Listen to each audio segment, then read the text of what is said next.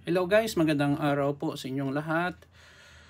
Ito naman pong kaibigan yung si Jake. Sa video natin ngayon, pag-usapan po natin ang maraming nagsasabi na ang PHP, web programming language po ito, ay already dead or patay na po ang PHP. Ano po ang aking personal opinion dito? Una-una guys, ang PHP ay buhay na buhay hanggang ngayon 2025.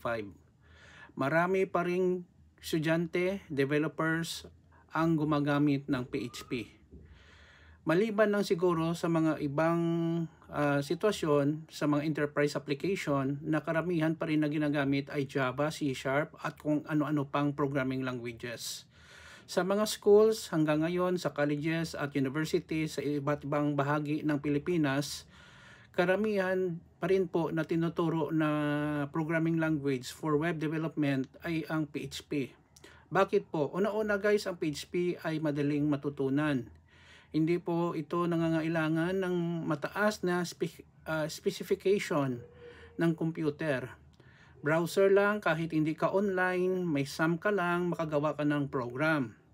Ikalawa, kahit lumang computer ay kayang mapagana ang web server ng PHP, Apache, MySQL at ang PHP mismo. Pangatlo, napakaraming tutorial videos, notes sa YouTube, sa internet regarding po sa PHP. Pang-apat, karamihan ng mga guro na nagtuturo ng web programming ay yun rin ang natutunan nila during their college days. Pang-lima, majority ng mga web content creation frameworks like WordPress, Drupal, Joomla at kung ano-ano pa ay gawa pa rin, base pa rin sa PHP. So totoo lang, ang nagsasabi na patay ang PHP, medyo nagkamali kayo dyan guys, Hindi po patay. Hindi lang siguro masyadong popular sa ibang applications sa web development. Okay? Yun lang po ang aking personal na pananaw. Kung mayroon po kayo, pakilagay lang po sa comment section ng ating video.